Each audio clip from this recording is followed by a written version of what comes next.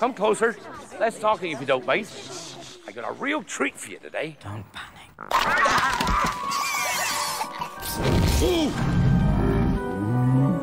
Hagrid, exactly what is that? That, Ron, is a hippogriff.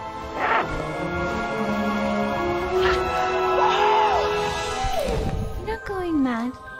I can see them too. Is that a dragon? Stop it! Dementor! Dementor! Seriously misunderstood creatures spiders are. The eyes, I reckon. Not to mention the pincers.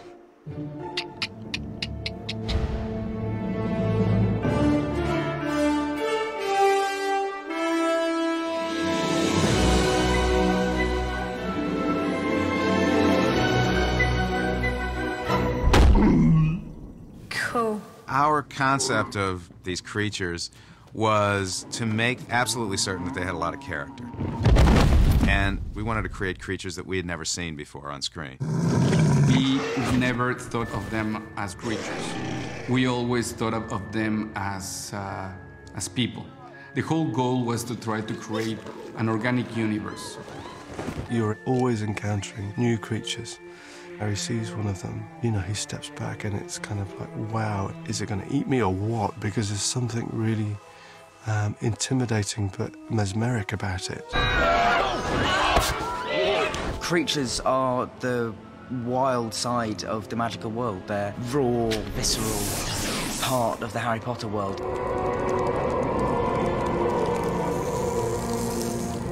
You've got to believe that Harry is going to get eaten, or fried, or drowned. We haven't gone to a different world. There is magic in this world, but it's just that we Muggles don't see it, but it's there. You believe that these ancient creatures could be roaming the English landscape, forgotten by society and culture. There's a world of magic and creatures that lurks beyond the sight of normal people like us. I say, no underage wizards allowed in today. Shut the damn door! So rude. The primary goal is to make it believable. This has got to be grounded in reality.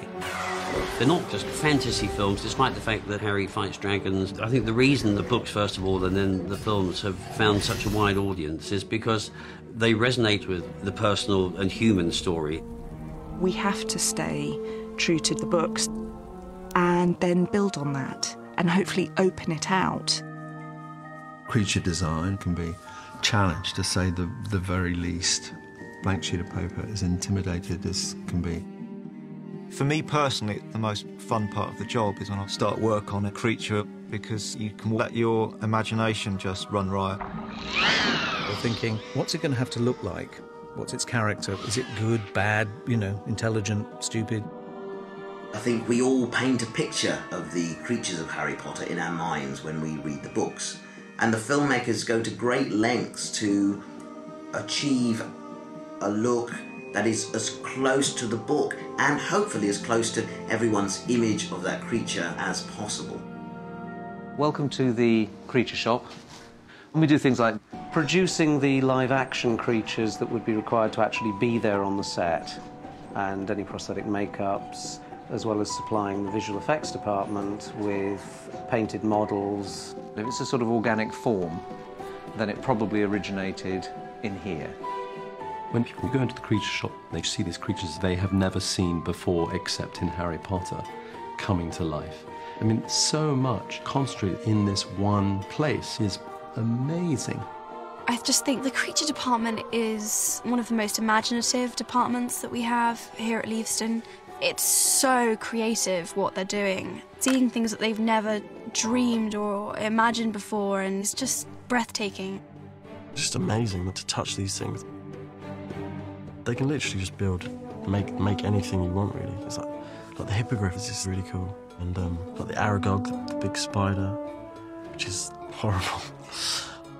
It's sad that some of those sort of beautiful puppetry things are sort of dying out, but what I think is exciting about visual effects and where it's going now is that it allows you to put a dragon on the top roof of Hogwarts and fly them around. I always wanted to see the dragons because I remember reading Harry Potter and the Goblet of Fire. I can picture my room, my bedroom back home. I was laid there for like 4 days just reading this book. I wanted to see the dragons desperately. The Horntail dragon, Paul Catling is the concept artist, and it became apparent very early on that you could take that sort of horny addition and then extend that into the ridge of his back. And so these spines that come off his face and off his neck and his body were an extension of the horntail. And I think in inventing that, he had latched onto something which is immediately unique, interesting. Oh my God, look at that creature. The dragon is a great creature to work with because his scale is massive. He's the most aggressive of all the dragons. So really the key to the story was developing this persistence that the dragon had of the chase. It was absolutely single-minded in what it wanted to do. He's not an intelligent creature in the sense of he's just going to go and try and kill you. You know, it's a real sort of rip-roaring sort of ride as far as a sequence to work on. Great tail is swishing round now! I think developing that sequence was very exciting for Mike because I don't think he'd done anything really like that before.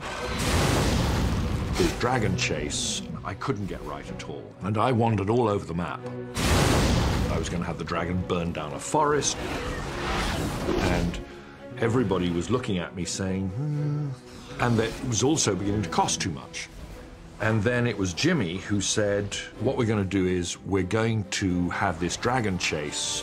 The dragon is going to go skidding round, and he's going to grab onto roofs, and he delivered this brilliant sequence, which was his invention. The dragon sequence had to just be something a little bit bigger than what was written in the book, and so when we came up with the sequence of flying around Hogwarts, it really put the pressure on us because we really wanted to up the ante, basically. I saw this quivering character that's hung to the edge of the castle like a bat, and you thought, yeah, that's a lovely detail. You believe this dragon is something that's come from the real world, and that makes it even more stunning. The most important thing was to get across to the audience that Harry was in danger. It wasn't Harry Potter's world, so he had to rise to the task in order to survive. With the dragon, some of the looks that you see of peril are genuine. There were times when I was actually quite scared, but we have got a fantastic stunt department on Harry Potter who will not let me die. The big creatures we store in here because there's, quite frankly, nowhere else to put them. So we have the Horntail from Goblet of Fire, and this is a functioning mechanical creature. It has a flamethrower in it that our special effects department constructed, so it can actually breathe fire. With something like the Horntail, you read the script and you go, well, it's CG, it has to be. But there's a scene where it's in a cage. There's nothing there that can't be done for real. And so we built a fire-breathing dragon, partly because I've always wanted to build a fire-breathing dragon. Mike loved the dragons. Got some lovely video, and the first time he saw this dragon in the cage, and you could just hear Mike Newell go.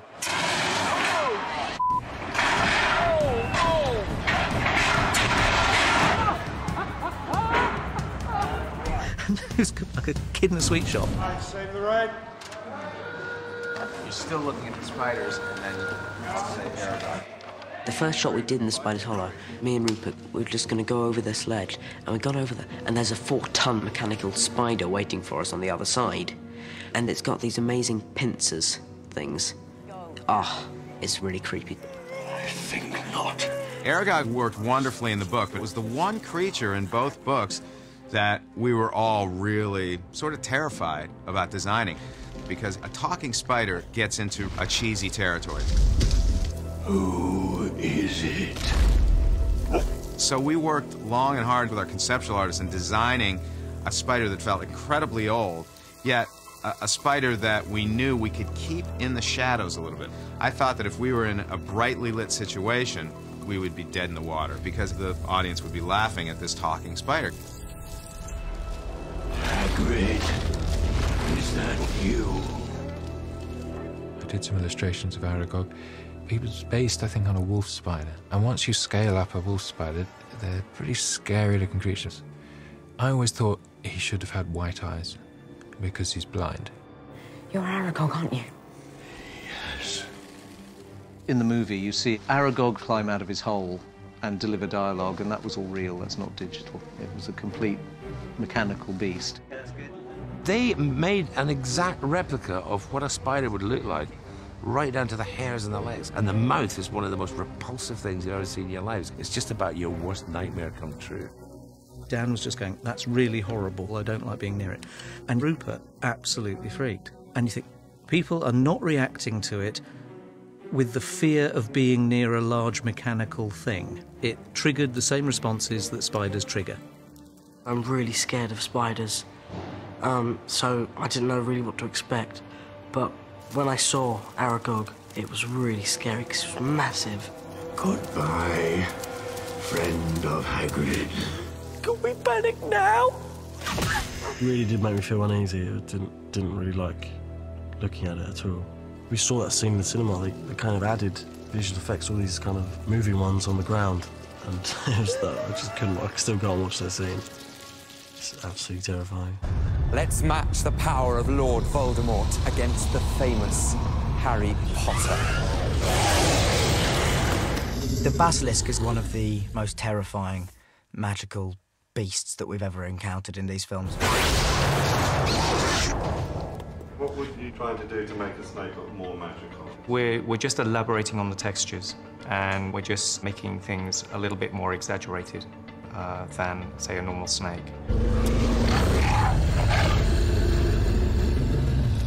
Take it up as far as it'll go, and then give it some left and right. On number 2, the basilisk, we built the first 25 feet so that we could put it on a massive ram and put it on tracks, and we could really run it at Dan.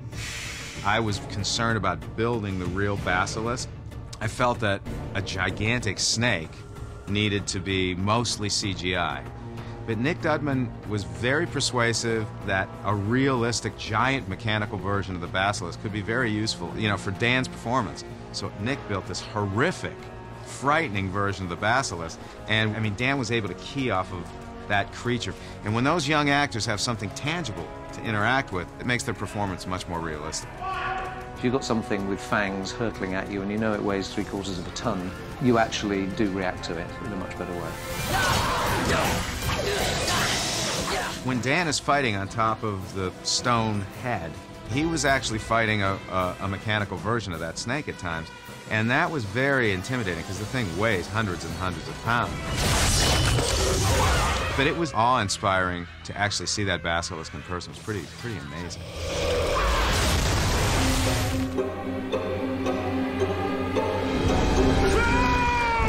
In the dungeon! That's all you want to know. First thing you think about a troll is, okay, a troll is frightening, it's scary, it's horrifying. But the thing I loved about Joe's writing is that Joe created a troll that was kind of stupid, dumb, almost like some of those Warner Brothers cartoon characters that I grew up loving. It wasn't the most intelligent creature, was it? The troll was about 15 foot tall or something, and with a brain the size of a peanut. We wanted to create a troll that would be comedic as well as frightening. So, if this troll killed you, it killed you because of its immensely dumb fury. The original American edition, it had little illustrations in them, and the troll had spiky legs. I remember I kept on leaving it out because I couldn't make sense of it. And then Chris Columbus kept on insisting, can we have those spiky legs? So it was like, okay, so how do we make this practical? In the end, it was just imagine they were very long warts on his legs. That troll was built. There was a full-grown troll lying on that bathroom floor for the kids to interact with. Troll bogies. Trolls then didn't appear until we were discussing on Half-Blood Prince. They were going to do a sequence where trolls ballet dance. And so we actually built 2 troll suits that were designed so that you could do ballet in them. When you look at the design of a troll, it's insane. You know, I mean, complete lummoxing things. It was completely hysterical. The whole department were just falling about. In the end, it didn't happen, because just any scene you put it in, it just destroyed the floor. When the pixies move like this, they shoot across the room and then shoot somewhere else. So what I need you guys to do is be looking all around the room and freaking out. I remember in the second film, there's a scene in Gilderoy Lockhart's classroom where there are these little pixies. No harm can befall you whilst I am here. I must ask you not to scream. It might provoke them! The pixies, for me, were a little homage to a film I wrote years ago called Gremlins. So the pixies were flying gremlins, but I wanted them to have a sense of humor like the Tasmanian Devil in the old Warner Brothers cartoons. So for me, the pixies were just the opportunity to recreate some of those characters that were part of my past. I think the description in the book said they were blue, and I think it was just making them creaturey, as opposed to little people. Because it was a creatures class, you wanted to have these mischievous little blue creatures. I think it's probably like getting to meet a very small blue monkey. Cornish pixies fleetingly appear in an explosion of havoc to sort of show up Lockhart's incompetence. I mean, no one in their right mind would even think about opening that cage door, because it's sort of worse than unleashing a hornet's nest. When you see them for the first time unveiled in this cage and you see all these guys with these big eyes and these cute little faces, you don't really expect them to do anything. Cornish pixies? When you open the cage, blah, everything explodes. They attached wire to bits of my hair, and I had to pretend they were like pulling my hair. Lots of excitement and action. Get off me! Stop! Hold still! I was like ducking and diving and like hitting them with books. I just remember having loads of fun with that scene. Chris Columbus had several iconic images that he wanted to put in there. He wanted to see the pixies ripping up the books and bringing the skeleton of the dinosaur crashing to the ground. And I think it kind of represents all the dastardly things that children really want to do if they let loose. They kind of embody that repressed mischief that we all have as children. Immobilized! Grasp your mandrake firmly. You pull it sharply up out of the pot. I know there are much bigger and grander and more magical things, but I love the mandrakes and how they scream. This mixture of plant and animal. It seems conceivable to me. The mandrakes are completely mechanical. And those things, sometimes you can get away with complete puppets because of the texture of their skin. They look like a radish and a turnip, and they're covered with dirt. So in a situation like that, you don't have to resort to CGI because the mandrakes are completely believable. The mandrakes, you know, are plants with personality, and it's a tricky thing. I remember talking to Stuart about it and saying they have to look sort of babyish. So there has to be a quality of nastiness in them, because if you feel they're cute and then cut them up, it's kind of not very nice. So you look at it, you do not feel sympathetic to these things. They're just horrible. Our mandrakes are still only seedlings. Their cries won't kill you yet, but they could knock you out for several hours, which is why I've given each of you a pair of earmuffs for auditory protection. I remember they asked me to faint, and I've never ever seen anyone faint before, so I had no idea, really. So I just copy what I've seen on TV, and, you know, the really comedic, like, oh, dear me, that kind of faint. And I did it, and Chris Columbus seemed to quite like it, so we kept it with the eyes rolling back. But it was funny. And the mandrakes, they were amazing. The animatronics used in those were pretty special.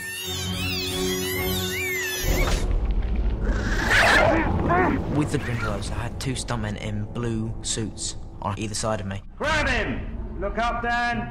Each of them would grab one of my legs and just sort of pull me to and fro. So that was quite exciting. They were described to us as the Cornish pixies of the underwater, so the sense of mischief and desire to sort of create havoc was central to their reason. They are half octopus, half human, very interesting little creatures. There's something that I think all of us are afraid of, is putting our feet in the seaweed. Putting these creatures, Grindelows, in there is sort of playing off people's fears of the darkness under the water. Because, you know, you think, oh my God, what's in there?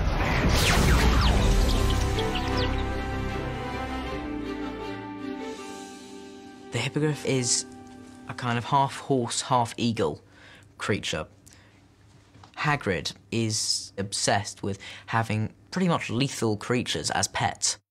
The creature, the hippogriff, exists in folklore and in mythology, so that's not my creation. But I really thought hard about this because it could have been an absurdity, and indeed it really could have been in the film as well. The hippogriff scared me because I thought, how are you going to bring this to the screen? It's just an odd combination of animal elements. And Alfonso and I wanted any kind of scene to be character-defining in some way. These different creatures, they are just extensions of the characters. The hippogriff, in a way, was one extension of Harry's coming of age, which he discovers his inner power and his freedom. What J.K. Rowling did so beautifully is that she just explored the archetypes of what it is to grow up.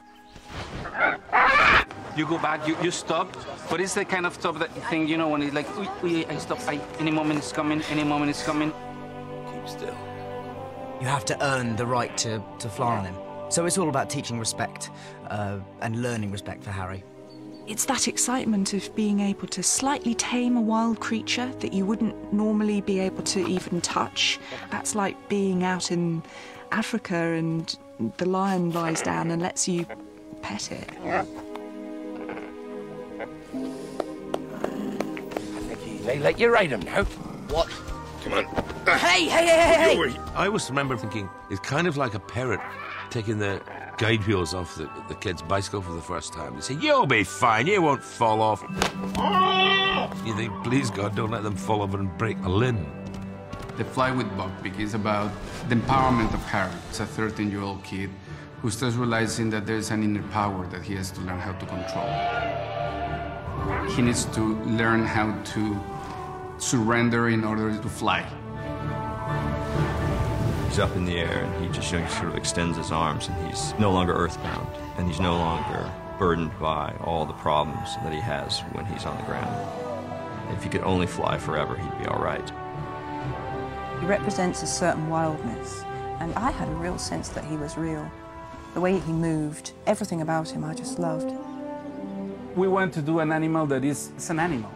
You know, it's nothing fancy. It happens to be very gracious when he's flying, very clumsy when he's walking, and sloppy. I remember one of our favorite designs, actually we discarded because it was too regal, it was too precious. This is still work in progress because that is too playful, too light. Alfonso is very fluid in the way he works, which means it's very difficult to tie designs down. The detail, you know, which feathers were what colour, which feathers would be slightly longer, went on month after month after month, with me going, we have to build this. And I mean, I actually really enjoyed working with Alfonso, but it was a real battle because Alfonso never really wanted that design process to end. It was a really wonderful exercise to go through, but there were days when it was the closest I've ever come to thinking, you know, the reason this hippogriff isn't going to be ready is because I'm going to have inserted it into somebody. But I'm delighted with the result. It could move, it just looked alive. You've just never seen anything like it. There was a kid actually visited the set one day, and the head suddenly went down like that. And the kid absolutely, I thought they were going to die with excitement. It was pretty ambitious. We would build an animatronic Buckbeak, and not only build him, but we took him to Glencoe in Scotland, stuck him on a mountainside in blizzard conditions, and expected all the animatronics to work. It was a challenge, to say the very least. But even though he was a physical animatronic creature, he was enhanced and replaced with a digital creature. With the half-bird, half-horse creature, we were looking at golden eagles, basically, and the way it moved, the physiology, capturing the way that the wings move and the chest moves. A very proud, majestic creature that had this sort of dangerous side to it. We wanted to make something that would be realistic. I mean, it's so realistic that if people watch carefully, Buckbeak actually poos, you know, but it's not a big deal. It's just like, as a matter of fact, thing that Buckbeak does.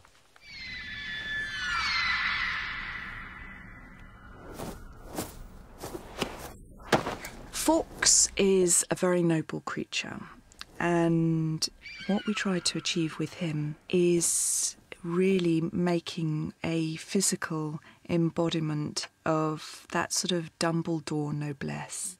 He's one of those creatures who is essentially wild, who has, out of respect for that particular human, deigned to be their familiar.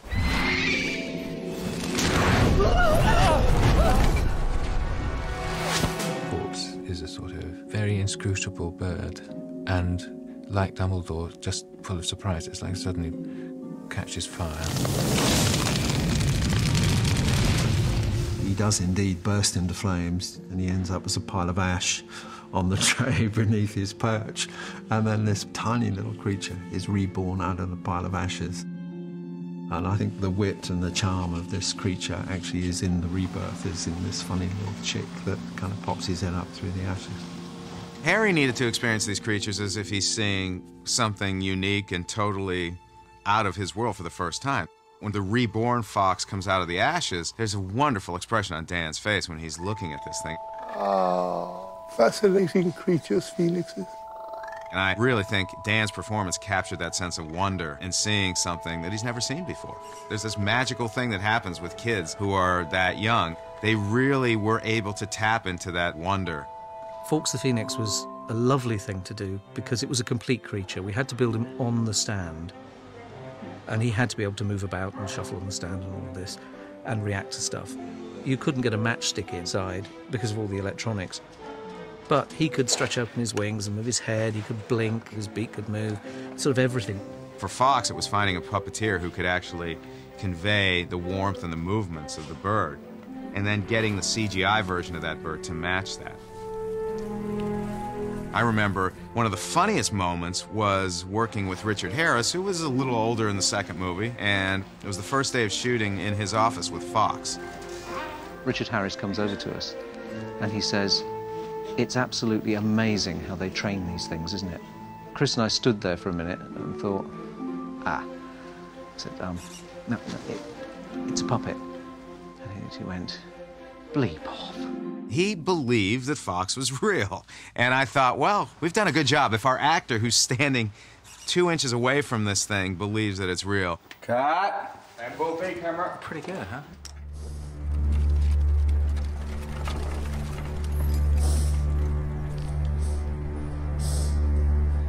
What is it? Thestrals are sort of inextricably linked with death, and so they're quite a morbid thing, but there's something rather beautiful about them as well. You're not going mad. I can see them too. I always see Thestrals as sort of like the character of Edward Scissorhands, because they're really strange looking, they're really creepy, and you probably wouldn't go near them because they're so skeletal and black and just alarming. But when you're nice to them, they're really gentle, they're really loyal. And I think they're misunderstood, like a lot of creatures are. There was something haunting and mysterious about them, something other. And at that point in the story, Harry had lost his parents, so they reflected an experience that was becoming a regular occurrence for him. But why can't the others see them? They can only be seen by people who've seen death. Jo knows her mythology, and she twists it in her own brilliant way. The Thestrals were a brilliant personification of death. There's something strong and frightening, winged death flying, this sort of skeletal figure, and yet there's something kind of romantic in a fatalistic way, and I think it taps into something really deep and unconscious.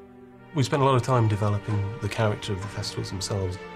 We really had to get inside the head of these creatures. They do represent death, and we intended them to look quite almost grotesque in a way, but we didn't want to make them scary in a gratuitous way. They had to be regal as well. They had to be very serene and have a soul. I think that was important, that you had to feel these characters had a soul, especially for David Yates, that the relationship that we were going to develop between Luna and Harry and the Thestrals was very important. They're quite gentle, really, but people avoid them because they're a bit different. That relationship between Luna and Harry is really special. She's another outsider, but Luna's sort of made a friend of death, but she's accepted this as a fact of life. J.K. Rowling, she said to me once, Luna's the most adjusted to death in the whole series. And I was saying even more than Dumbledore, and she said, yeah, definitely. It was that juxtaposition of seeing Luna, this small, timid, defenceless little girl with this great big beast to understand that these things are not dangerous and they're not frightening, but actually Luna shows that they are very, very beautiful creatures. Luna's very wise because she's not afraid of death. She's able to stare it in the face and talk about it. That helps Harry a lot.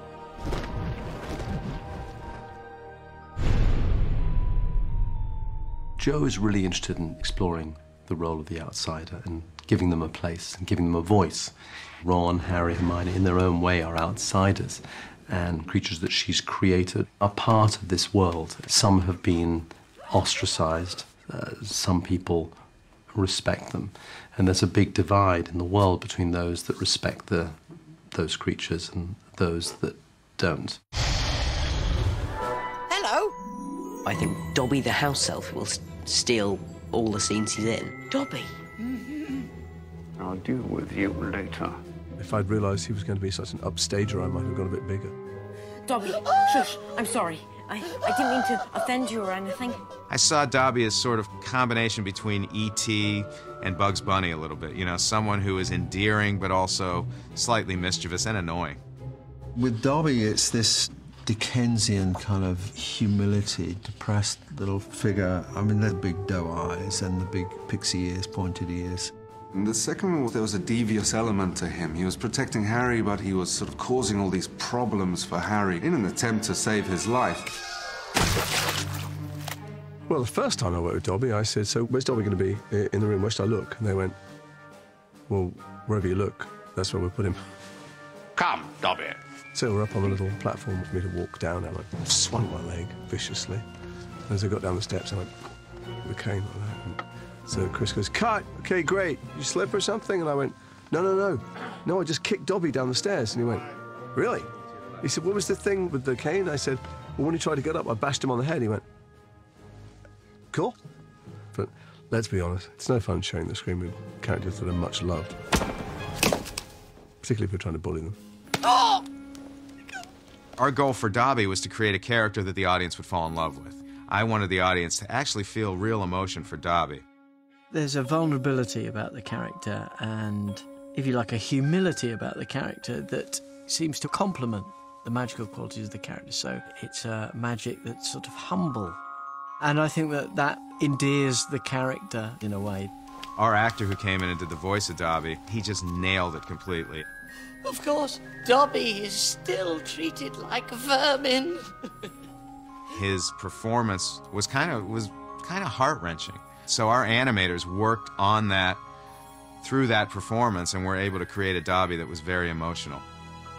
He's like a child, so what we do then is find those little things, find very naturalistic movements that convey this idea of childhood through the little quivers of the lips and the way that, you know, he might get so caught up that he's almost oblivious to everything else. You know, that's how a child is.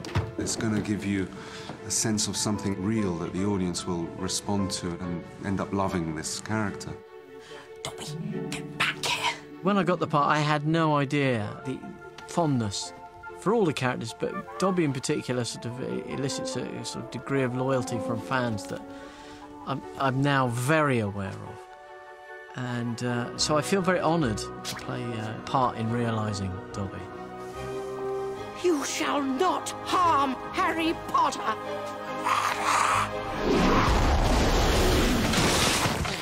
It's odd when kids come to the set, Dobby's one of the first people they want to meet. And you don't want to pull the curtain back in Oz too much. So sometimes I say he's in his trailer. All I ever wanted to do to Dobby when I read the book was kick him. I'm sorry, I must have been in Slytherin. But I like Creature. Creature's a bastard, and that's fine.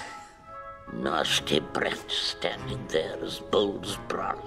Creature and Dobby are both elves, but you've got a good version of it and a bad version of it. They've obviously gone to different schools, followed different paths, and ended up in different places, you know. Rob Bliss did some lovely stuff, and he did a little head, you know, it was just a little, quick little head, but it captured it, you know, it was like, ah, yes, yeah, bastard. He's not as wide-eyed and youthful as Dobby. He doesn't have that sort of inspiration. Creature, really, he doesn't care about anything, and it shows through his body. His face is wrinkled into this scowl that is fixed on his face. His body is crooked, and I feel like he's in a lot of pain, and that's what gives him his bad nature. But perhaps, you know, that's not who he always was. He's had a history that has made him into this very twisted, gnarly character. Harry Potter, the boy who stopped the Dark Lord, friend of mudbloods and blood traitors alike. I think Creature's bitter about his lot in life, but also I think that he's a nice person waiting to happen. Creature lives to serve the noble house of Black.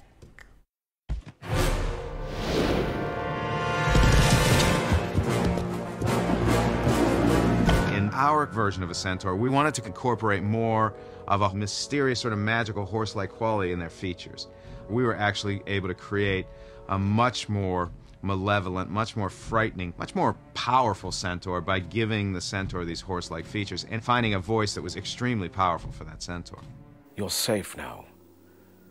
Good luck. The centaurs seem to portray the best and worst aspects of human nature. They sort of show our basic instincts and how they can serve us well, and how those same instincts can go against you. Pride, being protected, being territorial. The centaurs are not free to roam, and they're aggressively protecting what territory they have left. I warn you, under the law, as creatures of near-human intelligence... How dare you! And I think what's special about what JK's done is she sort of said, well, you know, it's our nature that has damaged our relationship with these creatures, and we're the poorer for it. Filthy half-breed! Incautious! To be called a filthy half-breed negates your heritage and your history. So there's that idea of wounding from the past. The centaurs in the books are imbued with such wisdom. I don't think I've seen that before. But we kind of struggled with the representations of them on screen. They are impossible creatures. They have 6 limbs, which makes them impossible to render in our terms, because you step over into this area of non-credible, non-real. But nonetheless, we made a considerable effort to make him seem real. I'm sorry, Professor. I must not tell lies.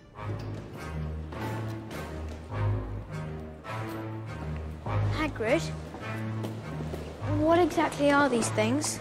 They're goblins, Harry. Clever as they come, goblins, but not the most friendly of beasts. The goblin world doesn't like to really associate with the wizarding world particularly. You know, goblins will take whichever side feels best. They're happy to kind of hold the wizard's money, but I don't think they want to get involved. The goblins have elements of greed. They are fairly vicious at times, sort of menacing kind of quality. Somebody you wouldn't trust. When we did the goblins for the first time, David Heyman from the very beginning, you know, said to me, this is not a fantasy film. These goblins have got to feel totally real. They've got to feel like real people in their own environment. You know, they're very stylized, but they do fit the flavor of the first movie. We had to find little people and apply prosthetics onto them. And that was a very difficult kind of situation, because when we got to the location where we were shooting Gringotts, some of the actors weren't really happy about this really kind of extensive makeup that they had to go through in the morning. Some of them 2.5 hours, 3 hours. So by the time the day was wearing on, some of our goblins were getting a little grumpy.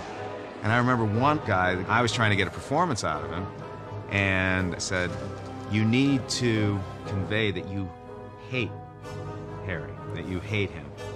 And he nodded, and I said, you know what that means. And he goes, yeah, I hate you. And I said, excuse me? He goes, I hate you. And I was at a loss for words. When we came back to it on the last movies, we sat back and thought, okay, it's been nearly 10 years. They've got to be so much better. There are 60 goblins, and I wanted every single one to be different. So 60 were sculpted. It's a team effort. It's the person who originally drew the concept art. It's the person who then took that and sculpted the clay and created the shape. It's the person that then paints that makeup. Creator. And then applies it to the face. Yeah. There's a huge amount of people involved. Characters are multi-layered things, so you need to sort of put that in, even if it's completely artificial. Say, this is the grumpy one, you know, I think this one doesn't like that one. This one can't sit down easily. Let's give him a bit of an Elvis, or, you know, let's have a bit of a comb-over. There's no logic to it, but that can drive a sculpt. I don't think anyone's ever done anything like this in Britain before, on this scale. Yeah. It's just insane. I think it's something lovely. Back.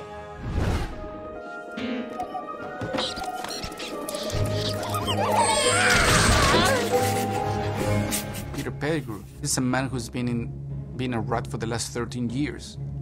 And so he has to behave still like a rat. He had 12 years as a rat. You know, it's going to rub off, isn't it? In your habit, it wouldn't make you very clean in your habits, would it? Haven't I been a good friend, a good pet? You won't let them give me to the Dementors, will you? I was your rat. Tim went for it. Let's do the ears a little pointier, and let's have hair in the ears, and let's have a lot of hair coming out of your nose, and let's add like 2 big teeth in the front. He's always got his hands sort of out like that, and there is a sort of a thing that happens to him. You know, it's like a cringing sort of, and you know, so it's a rat in human form. Wow, I think of him, and he's creepy. Flesh of the servant, willingly sacrificed. I'm kind of quite protective of Wormtail, although he's a dastardly beast and a malevolent, craven, two-faced swine. I've got an affection for him. Yes, he can't help it. He's got to survive. There's not a career scheme down in the sewer. You can't retrain and become a guinea pig or a fluffy rabbit. And Pettigrew is the ultimate survivor. He'd probably survive a nuclear explosion. I think Lupin is perhaps Joe's greatest creation in some ways as a character. I think he's so heartbreaking in many ways. Your mother was there for me at a time when no one else was. She had a way of seeing the beauty in others, even and perhaps most especially when that person could not see it in themselves. When you think about the werewolf that is Professor Lupin, it's nothing but that dark side that is behind this very sweet character. We always used to say that is your favorite uncle that has like a dark secret. You know, you don't know if he has skeletons in the closet or some weird secret that the family tends to just keep quiet. He's a werewolf! That's why he's been missing classes. It was a way of showing that grown-ups too are flawed, because Lupin is flawed. He's not completely honest about what he is. He's vulnerable, he's afflicted by his past, he's very vulnerable to public opinion, and he tries to compensate for that. You know the man you truly are, Remus. This flesh is only flesh. This heart is where you truly live. There's no real point in playing Lupin overtly as a werewolf that there will be anything that his character that shows. I mean, physically he's scratched, and of course then there's the transformation, which there's a lot to think about then.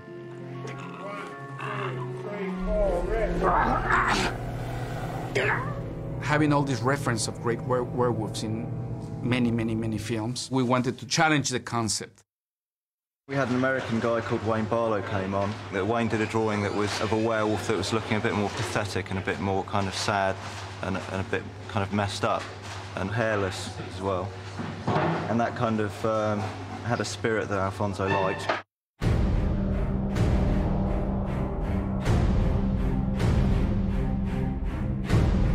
We did build a werewolf suit. That was, I think, the worst nightmare I've ever had. The design was very, very skeletal. And I kept saying, well, yeah, but to put somebody in it, you know, we can't cut bits off actors. They don't like that. So, you know, we're going to have to make some concessions. At one point I was going to hang from chains, and these animatronic legs they built were going to stretch and come out of my knees, so I had to be hung from chains. And that turned out not to be practical, much to my relief, because it looked really very uncomfortable to do that. We had a kickboxer and a dancer, and they were both very, very slim. So we made some lovely stilts, and the guys could actually run about on these stilts. But when we put them in the real suit, it was so tight that it actually did restrict their movement slightly. And when you're balancing 3 feet off the ground, gives you that sort of thing.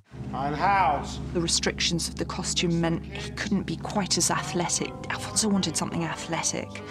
He wanted this thing coming in fast and, you know, pouncing and fighting with the dog especially. And eventually we just found it through this process of back and forth and working with Alfonso.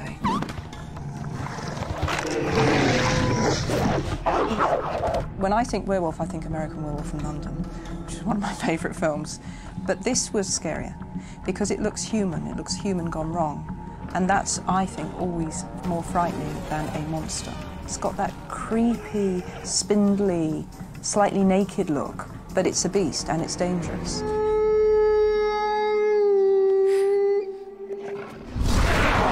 I think the fundamental differences between Lupin and Greyback is that Lupin doesn't want to be a werewolf, and Greyback's just can't wait for the next full moon so he can bite some faces off.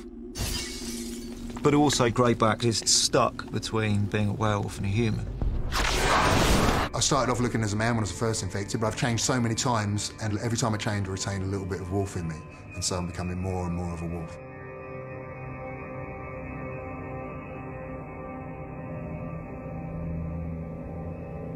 If you saw this guy at a distance, you'd just think, it's a big guy and he looks rather threatening.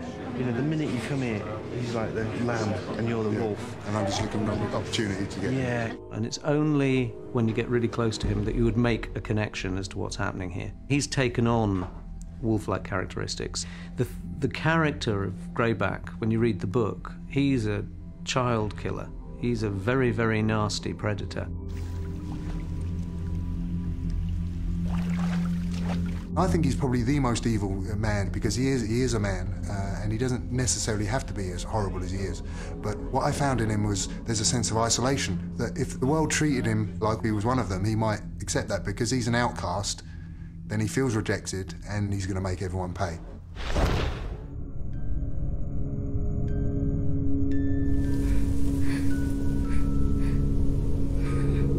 I think that the dark creatures are the fear.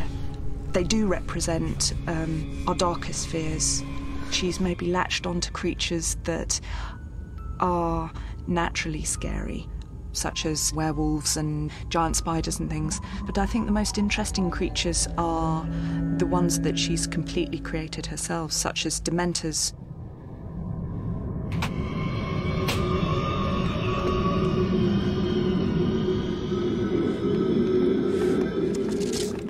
The Dementors are these creatures which drain every person in their vicinity of every joyous feeling and leaves them with nothing.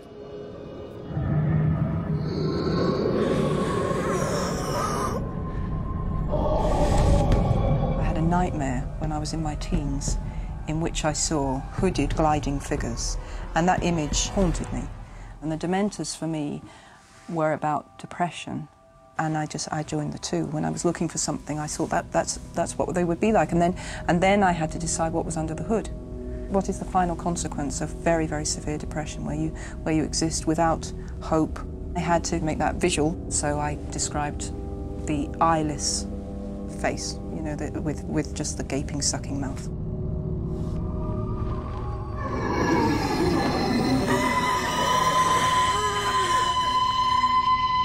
For me, it was more a process of understanding what these creatures are.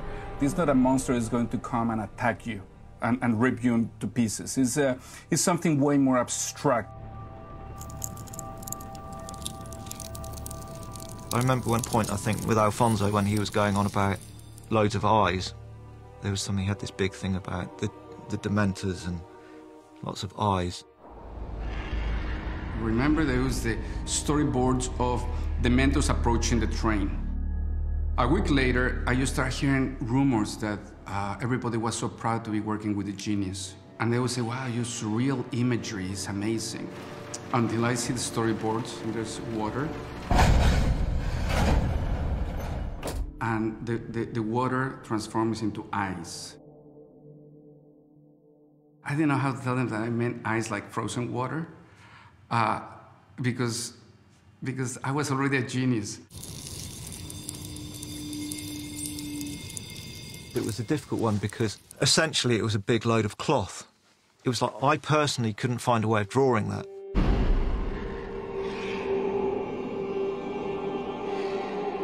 We used as reference people who'd been embalmed and the cloth was wrapped around them coming away. We even bring this puppeteer from San Francisco, and we did tests like for 10 days of puppeteering underwater that then we would shoot backwards to create like the whole eerie effect. You know, the first time you see one, the third film, and you see the cloth hand come around in the train is very effective. You were scared for everybody sitting on the train. Alfonso was quite keen that they were spectral and almost at a distance all the time, so they didn't have to touch you. They would hover close to you and the world around you would freeze, but they'd actually be able to just do all of their necessary damage and just purely through the salsa. Alfonso wanted to scare kids. He wanted those Dementors to be terrifying.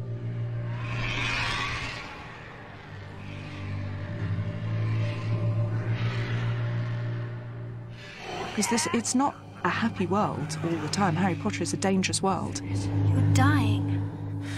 Both of you. We want to tap into that darkness, and Alfonso did that.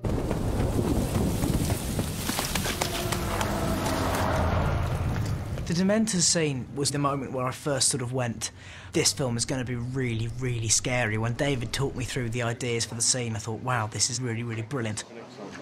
In the book, it's in an alley, and it was David Yates' idea to set it in this underpass. So it was brilliant, you know, this confined, scary, and yet very real place. An underpass is kind of cold and creepy. This is where bad things happen. It felt like a natural fit to introduce the Dementors into that arena. To juxtapose that with these terrifying creatures made them all the more frightening somehow. Rather than just making it about a soul suck, we wanted to give them more physicality. So there's a moment where they pick him up and slam him against the wall. There's always something sensorial about that and about the dampness of them and the way a bony finger can press against Harry's neck and the marks that it can leave and the smell that they have when they get particularly close. When talking to Dan about those things, what does it feel like when that breath starts to brush against your nostril just before they start to try and suck out your soul? There's a moment when the scene sort of holds and both of them are trapped. You know, Dudley's lying down and Harry's up against the wall and you think it's over and David just sort of lingers on that horrific moment, letting you savor it.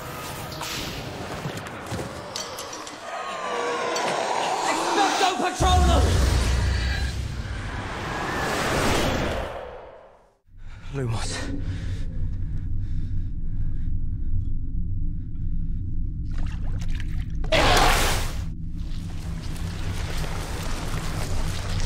The Inferi are the living dead.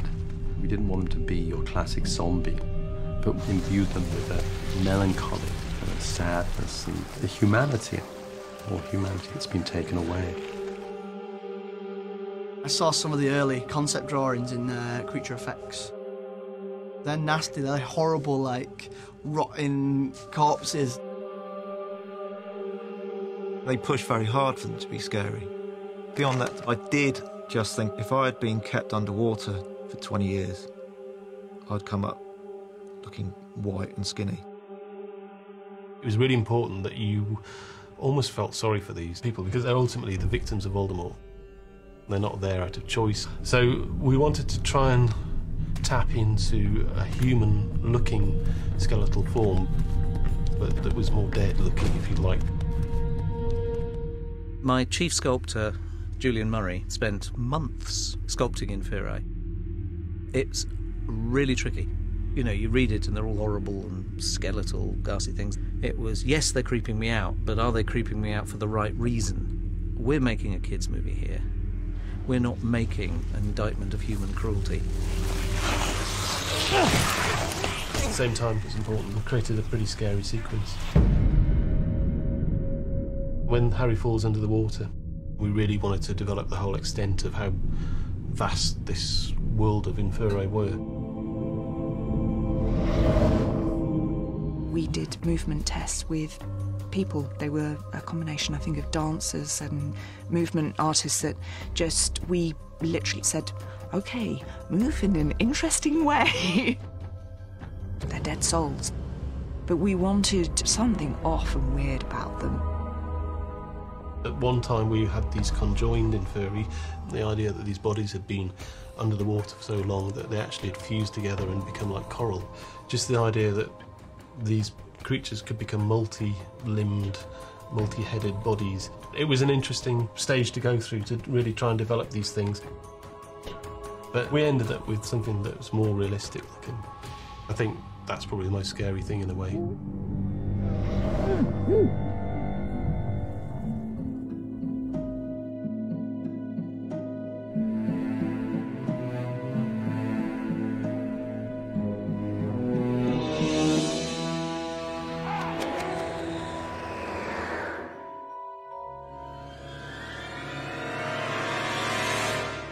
There's a line in a poem somewhere. It's about the First World War. It's Wilfred Owen, I think, where he talks about a person who has breathed in some horrible poison gas, and it says that he had the face of a devil sick with sin. And I always thought that Voldemort ought to look like a devil sick with sin, that what he's given himself over to world domination, and he was prepared simply to sacrifice any humanity in himself. He had to have been human, but now have regularly pushed aside his humanity. Voldemort was a combination of baby and somebody who's so critically disabled, lost all its power, all its strength, all its vitality. I think the attitude of the feet and the toes and of the hands are absolutely inspired, you know. It's that thing that the best artists have that immediately hits a chord, and I think those shriveled, curled feet do exactly that. When we first sort of get introduced to Voldemort in the fourth film, when he's coming back, when he's being reborn, he's very much a creature, you know, he's not whole human. And we see the birth of him.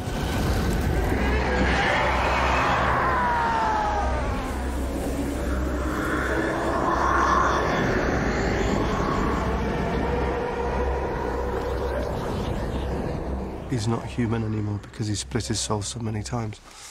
He's become this sort of aberration of humanity.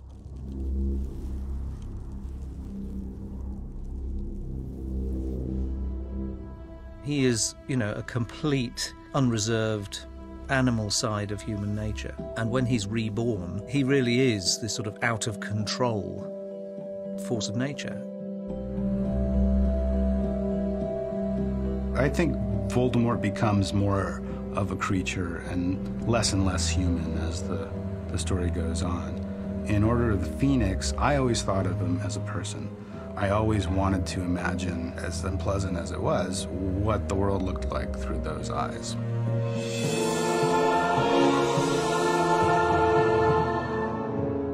Somebody who genuinely believes that love is a joke, that anybody who trusts anybody else is a fool.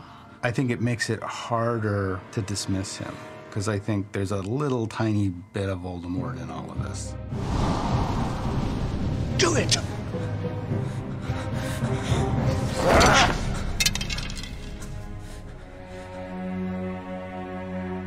So weak. I wanted Harry to have that moment of pity, if not compassion, pity. You'll never know love or friendship. And I feel sorry for you. To me, there's something tragic about him. At some point, he was just a little kid who got abandoned on a doorstep.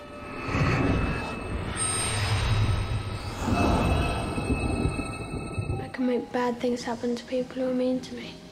I can make them hurt. If I want. When I saw my nephew, Hero, who played the young Tom Riddle, Voldemort, he has such a wonderful quality of a boy's loneliness because the world has rejected him, which is the beginning of a sort of rage against the world. Well, I'm like you, Tom. I'm different. Prove it. He's a lost soul. He's mad. He's lost. He's totally screwed up. And the only thing that fires him is more power, more ability to destroy people. You're a fool, Harry Potter. And you will lose everything. The creatures in Harry's world all present challenges. They're nearly always something that's there to be overcome. They're way stations in Harry's journey.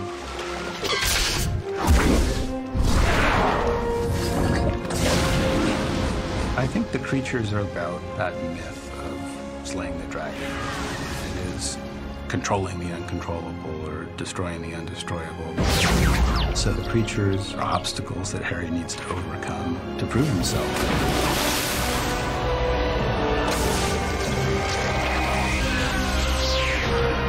I think he's learning throughout all of the stories that we are defined by actions, not what we say, but what we do. Dobby is free. Harry is the sort of character that learns from all the creatures. Harry learns respect and grace under pressure. Don't you turn your back on me! And an extra true courage. You'll be okay, Harry. You're a great wizard. You really are. Expecto Patronum!